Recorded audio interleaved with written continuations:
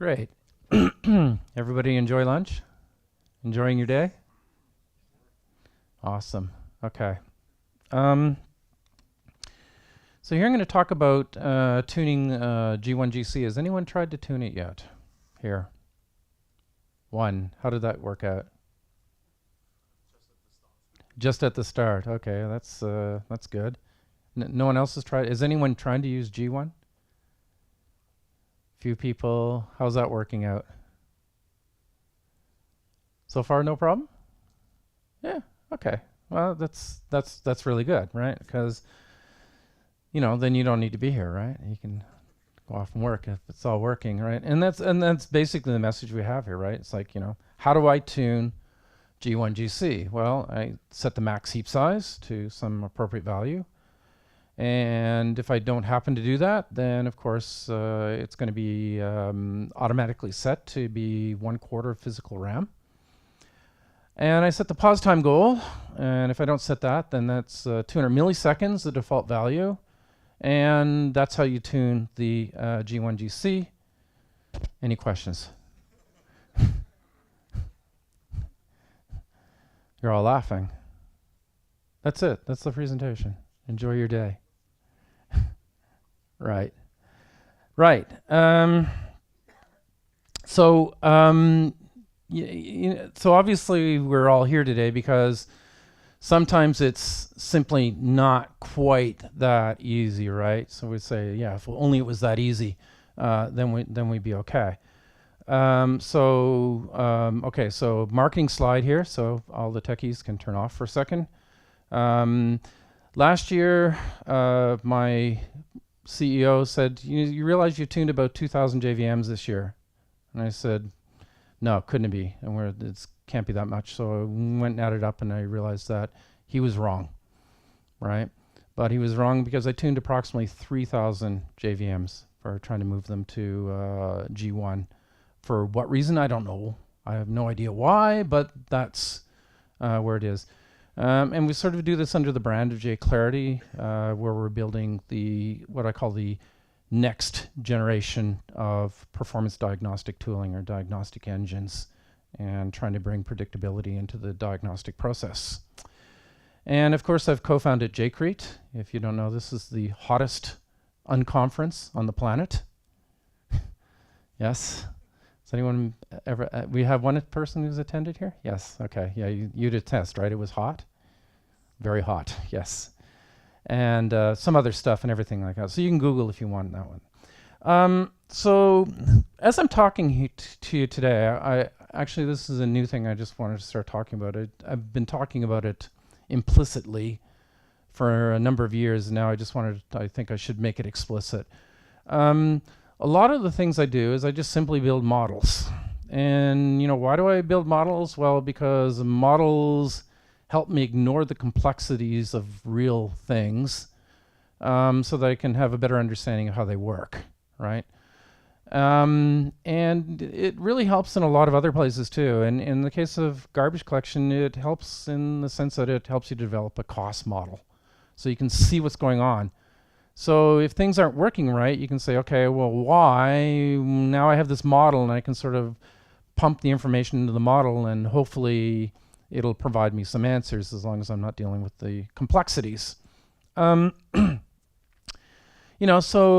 if we're going to build a model, then we have to understand what are the important moving parts, or what are the parts in our system that we need to talk about. And I think when we talk about managed memory in a runtime, and this is not just Java, but it's obviously, does anyone see that nice C++ CLR diagram with the garbage collecting units there?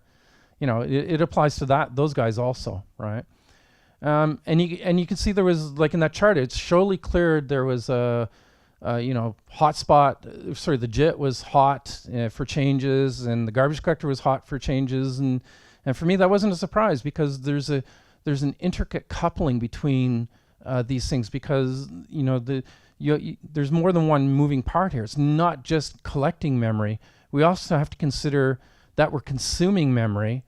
And if we're trying to move to a more concurrent model with garbage collectors, which is the trend over time, then we have to look at the the effect that mutations have on the ability of concurrent collectors to actually function, right? So there's three really big parts here. One is allocators, one is mutators, and one is just the act of collecting. So, you know, one allocating, mutating, and collecting. Those are the three steps that we have to consider. And of course, to keep this all consistent, we need barriers. And if we're JITting our code, then of course the JIT comes into play because it needs to insert the barriers all in the right place in order to maintain consistency in our runtime. So that's why I was not surprised to see the JIT and the garbage collector so tightly coupled, because in reality they are very tightly coupled. Right. So we have this seeming battle between allocators versus collectors. And you know, the nice thing about having a collector is that it takes away all the responsibility that we have for managing memory. So we can just allocate, and somehow magically in the background we have an infinite, or as they say in the US, I guess, we have a bottomless amount of memory. We can just keep consuming, and it's really good. But in order to give you this illusion, we have to do something, right? So that's what the garbage collector comes into play. So we can balance the work between the mutators threads that are doing the allocation and the garbage collector by saying, okay, we won't have a garbage collector, so that puts all the responsibility for managing memory on you guys. Or we can take part of that responsibility and automate that, and that's what the garbage collector is for. But at that point, what we want to do is if we put all of the collection work onto the garbage collector, then we're going to end up with really long pause times while the garbage collector does his maintenance step. And we don't like that. Okay? If we go concurrent, then we got another issue because we're modifying memory. Well, we're using memory. And of course, that, you know, if we don't do that right, that can lead to corruption and things like that. So we need to manage that also, right? Which means that if we're going to run the garbage collectors concurrently, then we need to somehow put some of the workload onto the mutator threads. Now, if we put workload onto the mutator threads, of course, we have overhead on the mutator threads, which means our application runs slower, right? If we put all the work in the garbage collector, of course, we have longer pause times as we try to maintain this consistent view of memory. So it means we have to stop everything while we're doing things, right? So those are the battles that we're trying to fight. And in the beginning, we had just a single-threaded stop the world collector, which was basically dump all of the responsibility onto the garbage collector, and you know, the mutators would just go as fast as they can. Of course, we had long pauses because of that.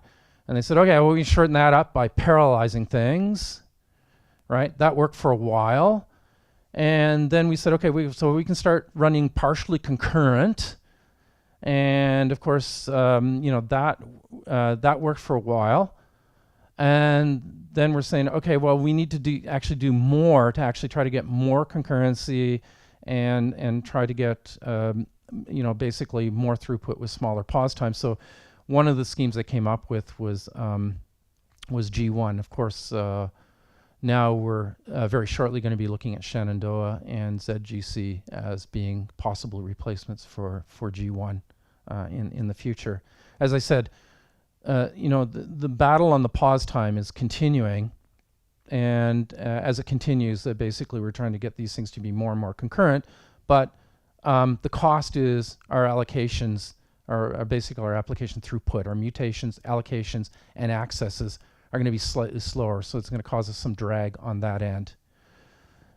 So let's see what we can figure out, you know, how the G1 fits into all of this. We have things we need. Well, we need to have a Java heap, because that's where we're allocating into. In the case of G1, we're going to take that heap and we're going to divide it up into regions. And we need a collector, so we're going to rely on our trusty mark sweep copy collection algorithm. It's going to be really nice.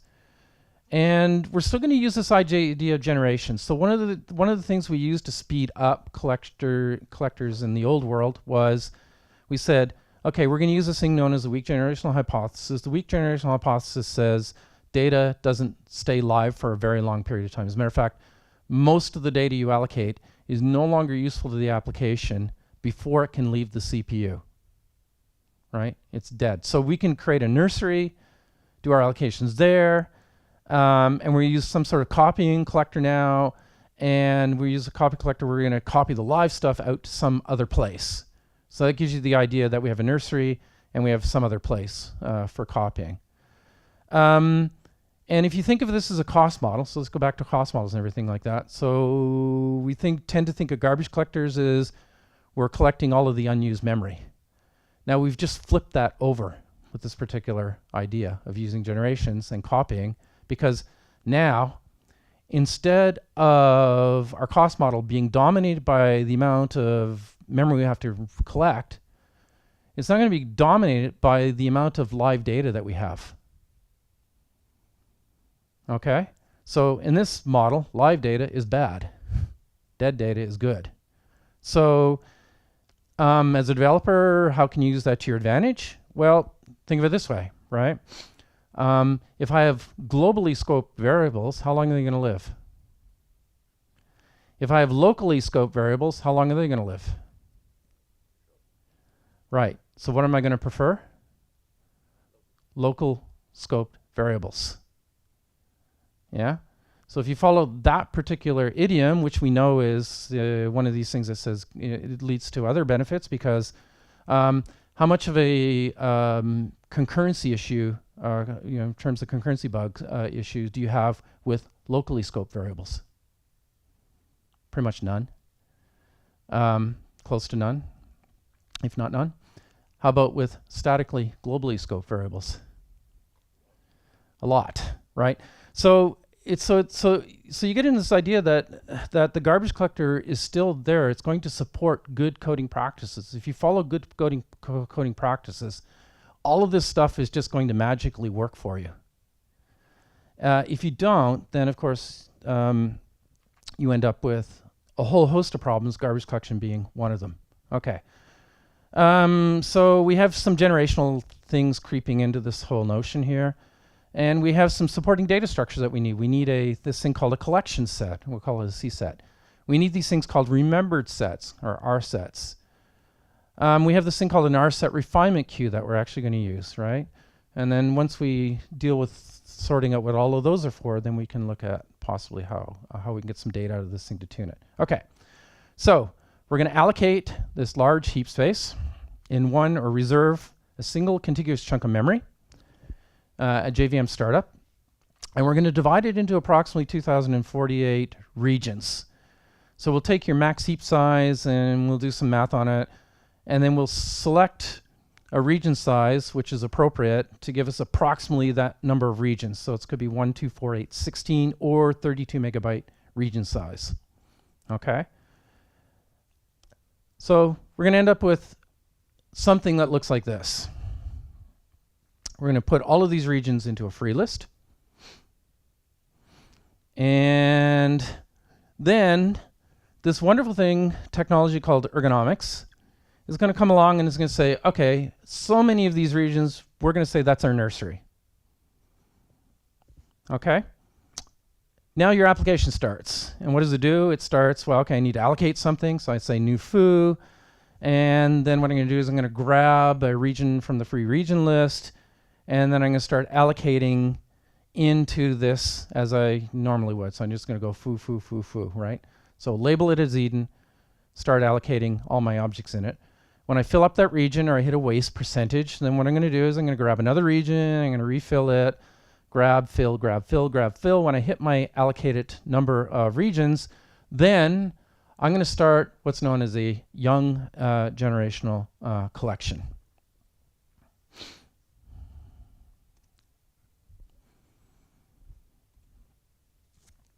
Now, of course, with the young generational collection, we're going to use our mark sweep algorithm, which is our workhorse algorithm for tracing collectors. And we're going to take this and we're going to parallelize as much as we possibly can. So we're going to break this thing up into things we have to do serially and things we can do in parallel. So one of the first things that we have to do is we're going to have to decide, okay, what are we collecting? So I'm going to take all of the regions and I'm going to put them into this thing called a C set. And then I need to calculate a root set for the C set. So a root set is going to be all those objects that by definition are live. Now, they may or not be live, but that's a different issue. Okay? So we're going to come up with a definition for what a live object is, and we're going to say, okay, fine, that's external to the C set. It's pointing to something into the C set. We're going to put that into our live object set. And then I'm going to mark everything that's live, and while I'm marking it, I'm going to copy or evacuate that live data to a 2 space. Okay? And then I'm going to put the Eden regions back on the free list. And I'm going to use ergonomics now to recalculate the number of regions to allocate to Eden. And the game starts again. So it's wash, rinse, repeat. Okay? Now, when I build the C set for the next collection, of course, I'm going to put the 2 space regions into the C set. And you end up with something that looks like this. Okay. So when you see these type of diagrams out here, okay, unlike any other diagram you're going to see on G1, they're all wrong. This is correct because these diagrams are actually being drawn from data derived from live systems. All of the other ones are, this is what we could possibly do with G1. So these are sort of imagination. So you're going to see that basically we're allocating Eden from the lower right going up. Now, what happens is that after data has survived a certain number of collections, either 6 or 15, depending upon, it has 2 default values, right? And 15 is actually the max value. So if you start trying to tune the G1 collector, it'll default to 15. So we'll say after 15 collections, the data will actually then start being allocated into tenure space. So I'm not going to evacuate to another 2 space. I'm actually going to evacuate the data that passes the tenuring threshold up into a tenured region. And it starts allocating from the upper left. So that's going to be from the higher addresses down. Okay, so the 2 are going towards each other like this. Right. So let's revisit. So we did a mark sweep, we did a mix of parallel serial phases, place all young gens in the C set, calculate a root set for the C set. So, okay, so now gets into the question, where are the roots for the C set if I'm doing a young generational collection? In other words, where are the pointers that are external to young gen, right? And of course the answer to that is they're in tenured space. Okay, cool. That leaves us with a time complexity issue. In order to scan for roots, I need to go through all of tenure space, and I need to look for things that are pointing into young generational space, right? And this is a problem with the old collectors. The old collectors actually had to do this. We had to scan all of tenured space to find the roots that were pointing into young generational space before we could do a young gen collection, which means that if you look at our cost model, scan for roots is going to dominate, and the time complexity for scan for roots is going to be linear to the size of tenured space, which is ick, right? That doesn't scale. That gets us to about 8 gigs, 12 gigs, maybe 16 gigs if we're lucky. I've tuned up to 24 gigs with this strategy, but after that, it's game over. Your pause times are just going to get excessively long, right? Just simply because scan for roots starts to dominate the process and it just takes too long. Okay, so, where are our roots? Well, our roots are up there. So what are we going to do? Well, let's introduce this thing called an R set, a remembered set. And I'm going to lie to you now, so just, I'll tell you this up front. This is not how it actually works. The maths behind this are rather complex, and you don't really need to know it unless you're interested. What we're going to do is I'm going to take each young gen region, and I'm going to create a set of cards for each region that's pointing into the young region, right? So if I have a tenured region pointing into a young region, there's going to be an associated deck of cards. And what I'm going to do is as I mutate, okay, so if I have foo in tenured and I have fa in young, if I say foo equals fa, then what I'm going to do is I'm going to go into that card deck and I'm going to say, okay, well, there's a bit there. I'm going to set that bit, and that bit maps back to that region and that address value. So then basically what I'm doing is I'm recording the pointer value in the bitmap, okay? Now, you think of it this way, right? Every single time your application has to mutate, we're going to have to update the RSet, right? Every time you access, I'm going to have to go through some sort of barrier to make sure all of this is consistent. So, you know, so this is a problem. And it gets even worse because if I'm basically collecting concurrently, then I somehow have to track all of these mutations in a way that I don't disrupt the garbage collector also. So there's a lot of extra work that has to happen in order to maintain this data structure. And we have another problem, right? If we have 2,048 regions, say we have, I don't know, like 500 of them are young gen, and we could have like 1,000 that are tenured, then we have a space complexity issue. And this is why the data structure gets quite complex, and it's quite expensive to update. So we're not actually going to have the mutator thread update. What we're going to do is we're going to queue the information in what's known as an RSet refinement queue. And we're going to have RSet refinement threads working in the background that are basically going to take this data and update the remembered set, right? Before the collector can run, this data structure has to be empty.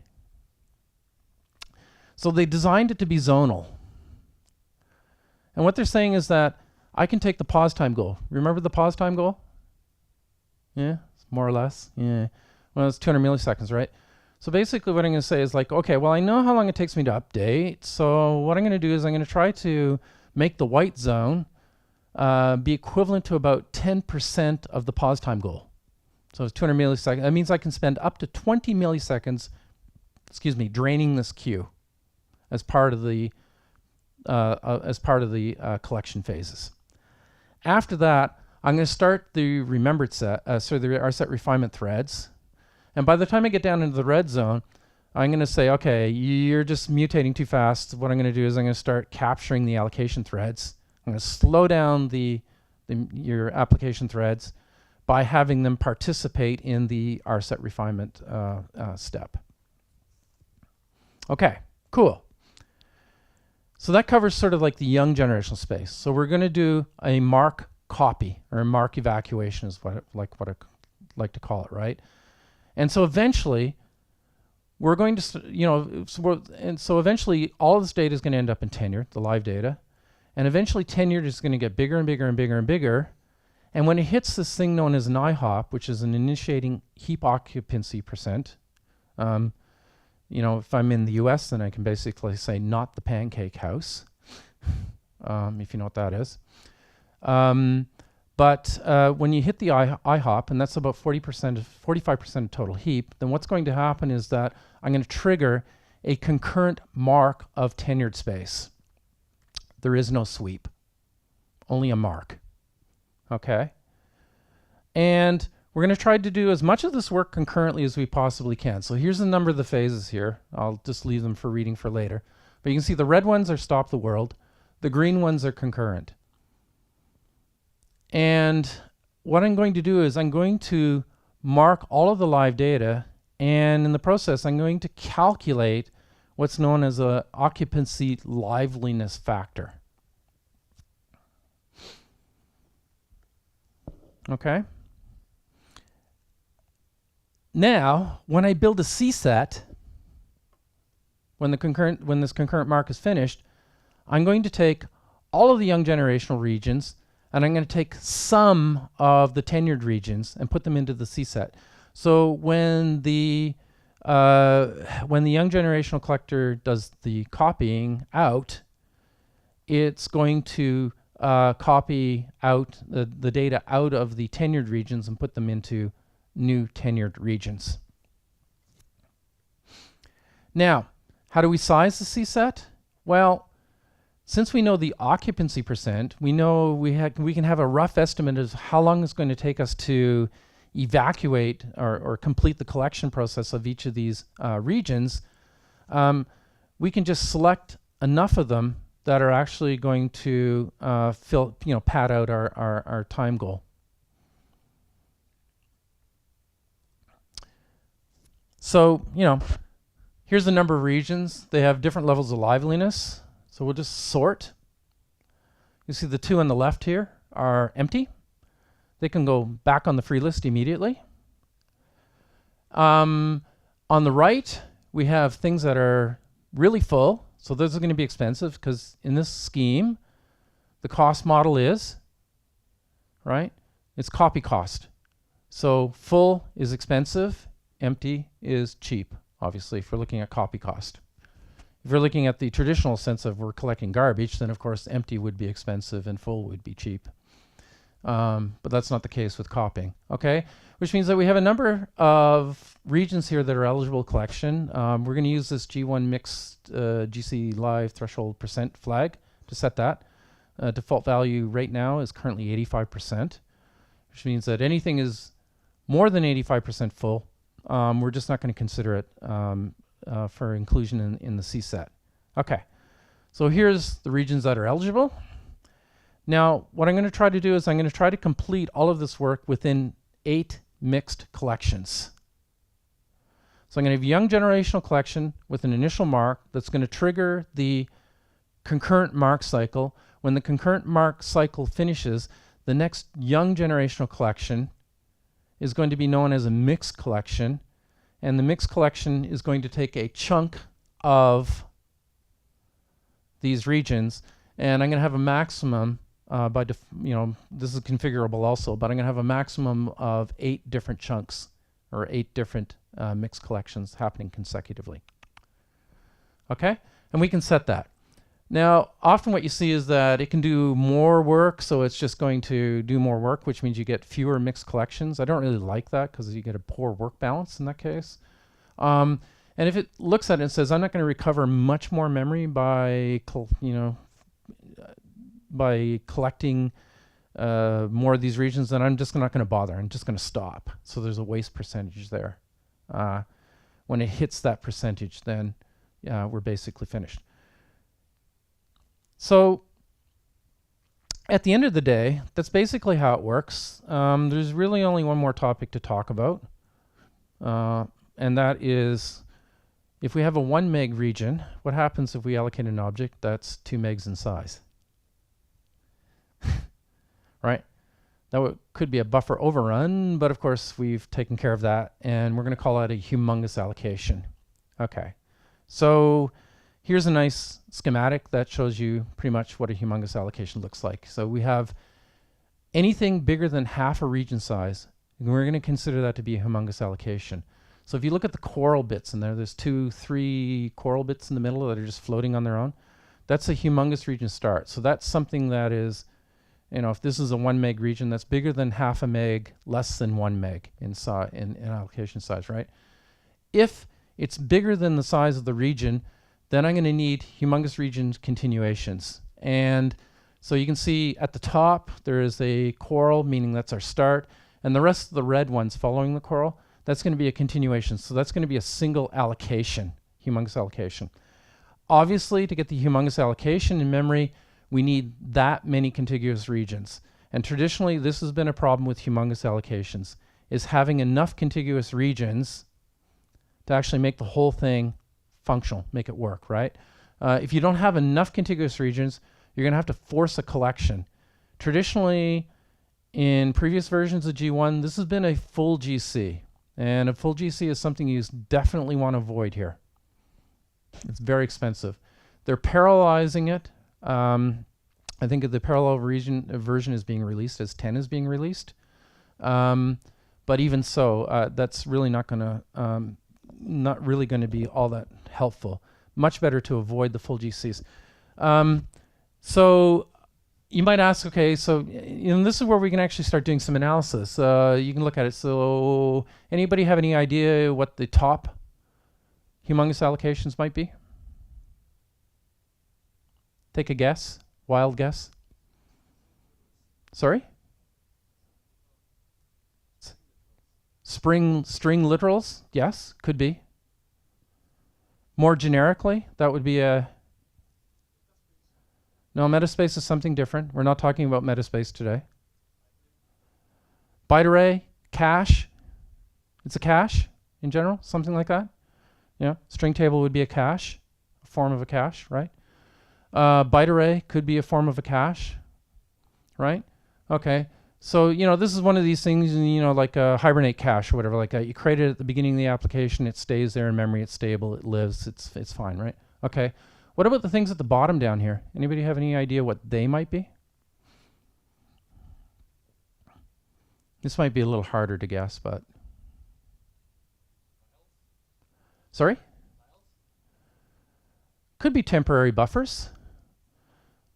Most likely in this case it'd be temporary buffers from JSON. Right? Marshalling. Unmarshalling, things like that. Probably that was, I think that was actually the case here, right? Quite often you'll see transitory humongous allocations being a result of what I call marshalling protocols, such as JSON. Okay? So anyway, so if you look at this data, you can sort of get an idea of what's going on inside the application. That's as an aside. When do I have to finish this by anyways? About 1:10 or 2:10? Just for timing. Okay. The nice thing about a humongous allocation is the definition is variable in the sense that it's half the size of a region. So do you know how you can get rid of some of the humongous allocations? Make the regions bigger. Okay. Yeah, I kid you not. But it comes as a cost because updating the remembered sets is nonlinear, and it's nonlinear to the size of the region. So bigger regions mean more expensive remembered set updates, costs. It's really kind of like a bit of a problem. And really the worst case condition is if I just simply don't have enough memory, then I'm just going to trigger a full GC. For that reason, it tends to maintain this reserved area in the middle. It's about 10% of total heap. And this here is just simply to try to mitigate having to perform a full GC in order to satisfy a humongous allocation. Okay? That said, here's a newer version of our application. And what you can see in this one is I have dark blue, light blue. Dark blue is occupied, light blue is not occupied space. And you can see that, that these are all tenured regions, and you can see I got a few Eden regions down here in the bottom, but after that, basically all of the stuff filling up memory at the bottom here is tenured regions. So things really can get mixed up really badly. And in this case, you can see I've blown right through the reserved. I pushed, basically Survivor is going to be pushed out to nothing in this case. And if I don't get a collection very shortly, a mixed collection very shortly, basically, this JVM is in serious danger of suffering from a full collection very shortly. Okay? And if you don't have enough room for copying, then that's exactly what will happen, is that you'll end up with a full GC. And we see that quite frequently. Things will just fill up this way. There's enough memory, but yeah, it basically, it's not usable. And in order to make it usable, I need more memory. And so in this case here, we just need to make the heap bigger. There's other overflow conditions that you can solve by taking different techniques, but this one here, pretty much is simply make the heap bigger is the answer. Okay, how to get a GC log? Sorry, I didn't get the flags that we use for 9 in here, but for most people, anyone using JDK 9 now in production? 1, 2. Actually, we had to roll back to 8 just recently. So we're at 9, so we had to roll to 8. Which means we only had like one offending lambda that prevented us from rolling back. It was a take while, right? Anyone been using take while? guess if you're not in 9, you're not using take while, because take while it's very useful. Anyways, okay, so if you want to know what the collector is doing, you need to look at a GC log. And so there's some flags, they'll get you some data, and then you can understand what's going on. Now the GC log is this big, long, blobby chunk of text, which is, as I like to say, neither machine nor human readable. Well, most logs fall into that category of being neither machine nor human readable. So which is why I basically wrote something to actually parse this stuff, do some analytics on it, and give us some visualizations on it. So in this case, what I want to do is just say, okay, let's look at a GC log using some tooling here.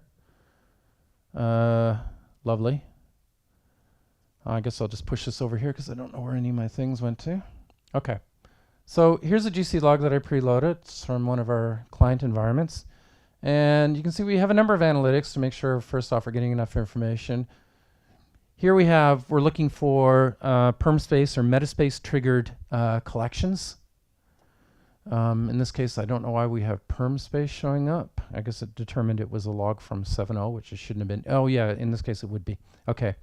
And again, if perm space fills or metaspace fills or hits the metaspace more correctly, says hits certain thresholds, then that can trigger a collection.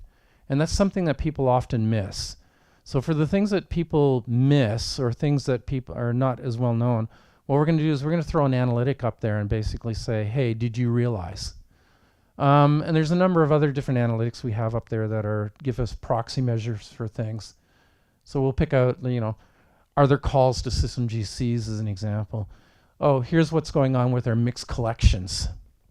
So in this case, it looks like we could probably do some tuning to get a better balanced of mixed collection distribution here.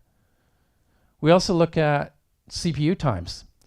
And quite often, often enough, we'll get people coming to us and say, we have a pause time problem with our application. We need our pause times to get shortened.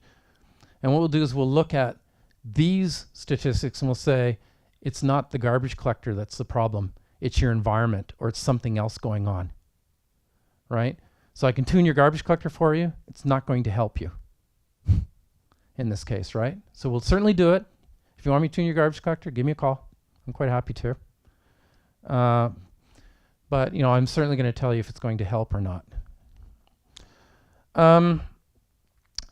So that's some of the things we're look at. There's more metrics that we have that are not visible right here. But for instance, we can certainly give you indicators as to if and why your system has gone into CPU. So there's some heap too small analytics up there that'll look for things that basically say, your heap is too small, or this data structure is too small. You need to set this flag in order to try to mitigate this particular problem. So here's a view of heap occupancy after the collection. And you can clearly see there's an issue here with this particular log file. First off, the triangle, bluish, purplish triangle things, that's your heap occupancy after a young gen collection. The blue dots are heap occupancy after mixed collections, so you can see how they're clustered. Right, so that's hitting tenured space. We have G1GC cleanup, which is going to report heap sizes, so we're looking at heap sizes after the G1GC cleanup phase, which is part of the concurrent mark cycle. Can anyone see the issue? Yeah, we're consistently losing memory over time, so this could be, this is symptomatic of a memory leak inside the application. It's only 4 hours a log, so it may not be a memory leak. Normally, if I'm going to diagnose a memory leak, I want at least a business cycle of data, which is typically 24 hours, but can be different lengths depending upon the business. So this could still be warm-up. I'm warming up caches and things like that. But in general, I'm going to be concerned that I have heap instability, so potentially a memory leak in this issue. Some of the other useful views here, I'm just going to look at this one here. This one here is going to be memory pool percent sizes. So there's some other conditions that we run into that are a result of the G1 ergonomics deciding to make young space too small. So by default, it can get to 5% of total heap, right, in terms of size. And sometimes that's okay, and sometimes it's just too small. In this case here, it looks like it's 22% in most cases. Well, sometimes it dips down, right? So sometimes we'll just say, don't shrink that much. And that'll clean up a lot of issues, right, in terms of GC frequencies and things like that. So sometimes we can look at that. I don't know how much time we have here, so I'm just going to try to slip through to the more interesting points for this one here. Here's our pause time view. So for G1, actually, this isn't too bad. I mean, for me, it kind of sucks, but it's going to be very difficult to get much better. Well, the way to get better is to not have so much live data. Right. Okay. We have failure events here. There are none. Lovely. I'm going to come down into someone here. We have reference processing times here, right? And you can see sometimes the reference processing times can take up to most of the pause time budget. Actually, if you look at other phase percent, that's all these green dots is reference processing. Parallel reference processing is not on by default. If you have something that looks like this, your easy win might be just to turn on parallel reference processing, right? As a matter of fact, if you look at this, you can see we're processing mostly soft references at the rate of about 50,000 per second. But we also have this trace going up here. So it looks like some soft reference cache thing happening, right? Reference cache happening for weak references. The other reference types seem to be down. So anyways, you can get some ideas as to reference processing inside your application, and that might be an issue. Also, tenuring summary. Here we look at premature promotion. In other words, if data is going to, we don't want data that's going to not be long-lived to end up in tenure space. In this case here, our premature promotion rate is 0%. That's because we've already tuned this thing to get rid of that particular problem. But if we get 40, 50, 30, 40, 50, 60 or higher percentage of premature promotion, that means our young generational space is too small. We need to somehow not let it shrink so much, so we can capture all this this soon-to-be dead data down here. So we do draw out a tenuring distribution curve so that you can see what's going on here, so you can possibly set a tenuring threshold from here. It looks like here 15 is probably the best value because we're still getting good memory recovery. Okay, and if you want to look at the tenuring, the amount of data in tenuring spaces over time, then you can see that's pretty much what it's actually looking like. Okay, so coming back up here, we can see all of the parallel phases and percentage, and we can see that object copy should really be dominating. It should be the dominating phase, but in this case it isn't. There's something else going on. We have external root scanning that seems to be causing a lot of difficulty. I'm not sure why. But if we look at the phases overall, the parallel phase should be dominant. Object copy should be dominant.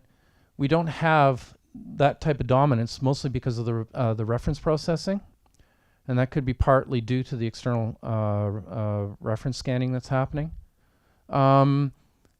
So the next run I would do for this particular log is I would say, okay, let's redo things. Let's turn on the parallel reference processing first. Let's make everything else seems to be reasonably okay for now, and then let's see the effect that the parallel reference processing has on the whole thing. And if we have if that actually gets to the point where we actually have object copy dominating the picture, then that's a completely different issue. That's essentially it's an unsolvable issue, right? Because if you talk to the G1 guys who are continually working on G1, they're saying they want to get rid of all of the other costs so that generally the only cost that's going to be visible to you is object copy cost. Cool, right? So so the question is, well, if object copy cost is my dominating cost and I still need to do something about it, then what can I do? Well, on the surface, it doesn't look like there's anything you can do. Okay, so the yellow line is the weak generational hypothesis. So it's basically an indication of how much, it's an indication of when data is going to die. And you can see, as I said before, most of it dies early on, and if it stays around for a long time. And it only dies when it gets really, really old, or when you shut down the JVM or something like that, right? More importantly, it defines a curve. Okay? And if you have a curve, all of a sudden we have all kinds of maths we can apply at it and apply to it and do things with it, like this wonderful calculus stuff. Does anyone remember calculus? Yeah, okay, sorry to bring it up again. It's depressing, but okay. Yeah, and we can do things like, area under the curve. So what this curve is actually saying is that the amount of data in a stable heap is constant over time for some variable definition of constant. Okay, but basically it's going to stay at that level, which means that if our max heap is the white line, and our allocation is relatively constant, well, it would be over time, then you can see that our garbage collection behavior is going to be fairly constant over time, right? So going back to the cost model, we have a garbage collector that has a fixed cost and a variable cost to it. We can't affect the variable cost because part of the dominating part of the variable cost is object copy, which we've now determined is fixed for each application. Okay, but we do have a fixed cost. So I like this. I use this argument on my wife. It doesn't work, but it's like the vacuuming thing, right? So if I vacuum every day, it takes me like half hour every day. So that's like 2.5 hours a week, or 3.5 hours a week vacuuming. If I vacuum every second day, then that's a lot better, right? Because that's only like 2 hours and 15 minutes of vacuuming a week, or an hour 45 or something like that, right? But you can see if I can get away with vacuuming once a week, then it's only a half hour of vacuuming a week. Yeah, it doesn't work. Okay, but anyways, the point is I can use the same principle here, and in this case, my wife isn't going to argue back with me, right? I can make the heap bigger. If I make the heap bigger, and I'm assuming I get the same allocation rate, what happens to the frequency of the garbage collection? Drops. Which means I'm effectively going to save in the fixed cost because I'm not incurring the fixed cost at a high frequency. Okay? And because the same curve still applies, my variable cost is going to be the same because we determine that's constant for every application. Right? And this works. It's the only thing that I know that works to actually get rid of object copy costs. Slow the collector down. Give it more memory. Right. Yeah, so why is it taking so long? Look at the log. The logs will tell you what's taking so long. You can make the adjustments. Sometimes if you have high allocation rates, you can't tune that out. You got to tune your application. Other times you can look at it and say, I can do something about that. I have an overflow event. I can go and see what that buffer is. I can make that buffer bigger. I can get rid of these failure events, right? I can make sure things don't shrink. So there's all kinds of different configurations I can use in order to try to get rid of whatever problem the GC log is telling me that I actually have. Okay. So, did you like Sensum? It's cool? Cool. So my boss slacked me this morning and said, okay, we need more GC9 logs for testing. If you have a GC9 log, send it to us. We can get you a free license for Sensum. Okay? So you just go to jclarity.com and, well, you send me a GC log or whatever at support@jclarity.com and just let me know, and we will flip the license at you. For performance tuning workshops, I have it at my Codeworks site, and if you want to know more about our tooling, then you go to jclarity. And now that's really the end, so now we can really, I don't know if we have time for questions, but if I'll take one or two. Yes. Oh, no, you're saying we don't have time? Oh, okay. Oh, sorry. Yes. Thank you for attending this talk. And no, no, really, seriously, thank you. You've been great. And any questions, I'll take them. Yes, sir.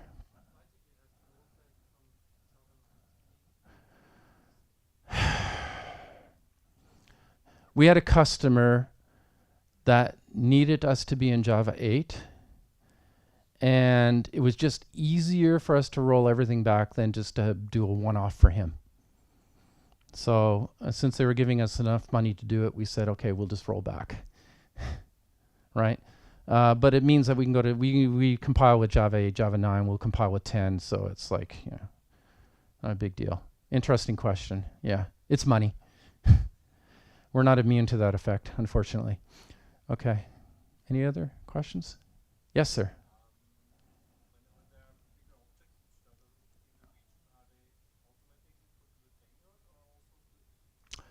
They're automatically put into a humongous region. The humongous regions, as you can see from the views that I had, were always going to be allocated in tenured space. If you turn on region liveliness info, I guess is the flag, and you'll get this data dumped. I have a project on GitHub in my GitHub account called GC Viewer thingy. Anyways, that creates these charts, so you can visualize that data coming from the GC logs in that case.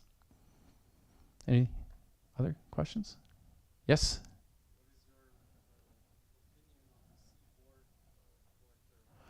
Ah, right. I didn't mention C4 as collector Azul. You know, the Azul guys are very, very, very, very, very, very clever. Probably some of the smartest guys I know. Their collector is good enough that GC pause times aren't really an issue. Operating system stalls, virtualization stalls, and other kernel maintenance things actually are a bigger issue than the pause times you get from the Azul C4 collector. So in that way, I think it's quite brilliant. That said, I think that what we're seeing with Shenandoah, and I don't know about ZGC yet, because you know, that's been basically a phantom thing that hit us from left field. We can see that there's really been a war on pause, you know, this pause time thing, and the collectors are running a lot more concurrently than they have been, which means that the commercial value in C4 has basically been reduced over time.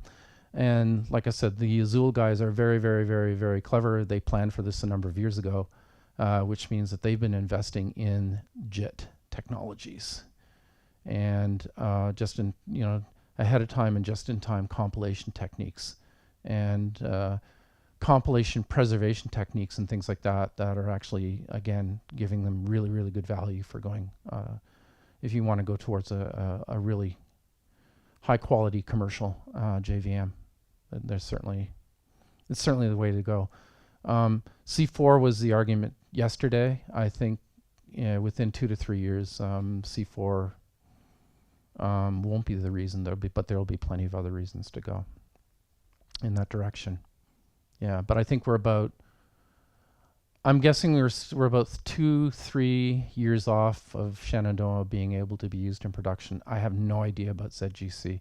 Oracle claims, but you know, it's like the perpetual motion machine.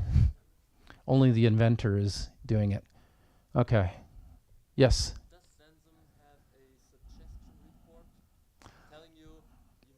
We did, but our customers took it as you must, and so we've pulled them out. But we've had paused. But in live, we actually have a version that'll do batching. So if you want to look at, I don't know, like 200 or 300 JVM GC logs at a time, you know, we can manage that quite nicely, and we can monitor live. In the live systems, we did have a pause time prediction thing, which means we could give you like a 30-second. We can give you up to 30 seconds heads up. You're about to have a long GC pause. right? And we had that approximately 90% accurate, right? Which is pretty accurate, but it gives you 1 in 10 false positives, which people don't like. You know, in other words, they want you to be perfect all the time, but you know, this is probabilistic stuff, so. Yeah, I mean, if you don't mind being wrong, I'm quite happy to put them back in. We don't always get it right, in other words. Right. I mean, tuning a collector, first off, we only ever do it in production environments. Second, you never get it right the first time, right? Because these are emergent systems. And there's a feedback loop with your application between the application and the garbage collector. Which means that you need to do it once, figure out what the feedback loop looks like, do it again. You'll probably get a better idea what the feedback loop looks like. And by the third time, you're going to get it right. But sometimes it might take a fourth or a fifth, depending if you hadn't gone far enough, right? But this is why the predictions are wrong, because it's not that they're wrong, it's the first step. You need to keep going. But people don't want to keep going. They just want it all in the first step. But it doesn't work that way. Okay? So if you don't mind us being wrong, well, I'm happy to put them back in, but people are complaining about us being wrong, so we had to take them out. Or say we may be wrong, I guess would have been better. Okay. Any other questions? Awesome. Then I will wrap it up and let you go to the next talk. Have a good one, guys. Cheers there.